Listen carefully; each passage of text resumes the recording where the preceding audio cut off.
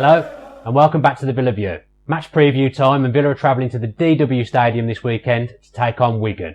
No Matt Lynch today, as all the boring previews, just like Rotherham, Matt leaves to me to do on my own, so stay tuned. So Villa have enjoyed a mini revival in recent weeks, winning 4 of 5, even managed to win our last away game at Rotherham, a 2-0 victory there, so it's a good chance for us to gain some momentum with away form and hopefully take that into next season where our away form can hopefully improve tenfold. Earlier on in the week, Wigan sacked their manager Warren Joyce, the former Manchester United coach. So now Graham Barrow, who I have no idea who he is, takes the reins for this weekend's game.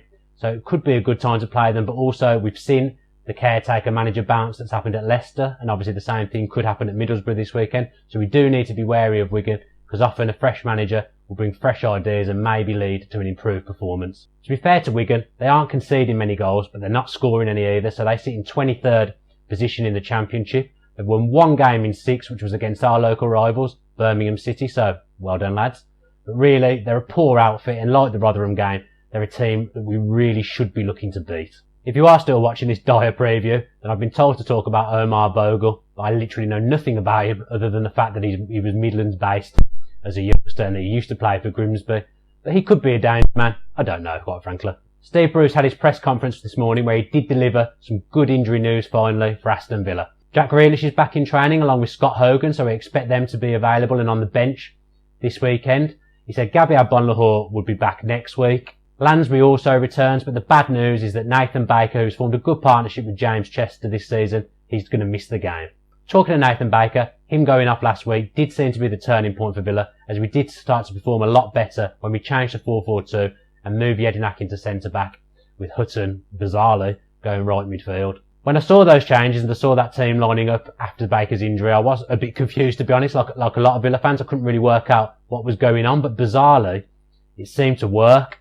I'd have said the time for seeing Alan Hutton playing right midfield was probably 2000 and never, but actually, to give him his due, and I do have to give him his due at the moment because he does keep making me look like an idiot every week. He did an okay job there. He did alright.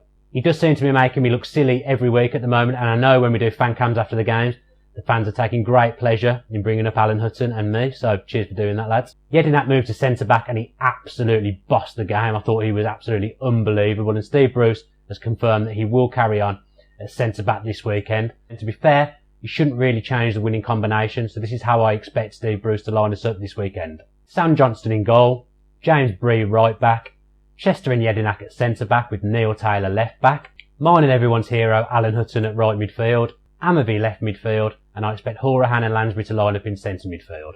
Gardner didn't do a lot wrong, but to be fair, I didn't really notice him in the game, and I think Steve Bruce wanted to start Lansbury last week before he got injured in the warm-up, so I actually do think he will come in for Gardner. Adoma and Codger linked up well up front in the second half, so again, I don't think Bruce will change that too much, but do expect to see Scott Hogan come on at some point in the game. Now it's prediction time, and remember you can download the Aston Villa FanScore app, and the code to join our Villa View mini league should be on the screen now. I'm going for 2-1 to Aston Villa, with Jonathan Codger to score the first goal. I actually think Alan Hutton is going to make me look even more stupid this weekend, and I also predict that he will get on the score sheet.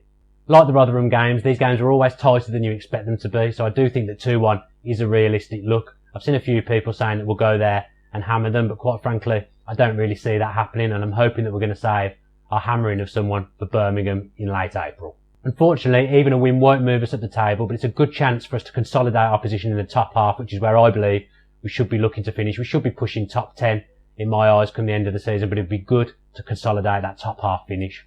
That's all for today. Thank you for watching this very painful solo preview.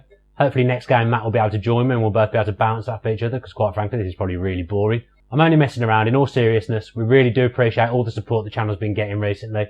Without you guys watching and subscribing in your numbers as you are, we wouldn't be able to do things like interview Brian Little at Villa Park.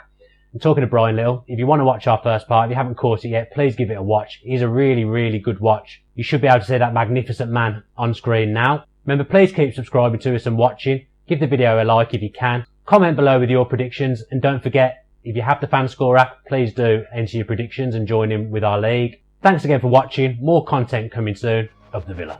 If you enjoyed that video, why not watch another? Click the video choices on screen now to go and watch them in full. Be sure to subscribe to the channel by clicking our logo there on the left. Easy peasy.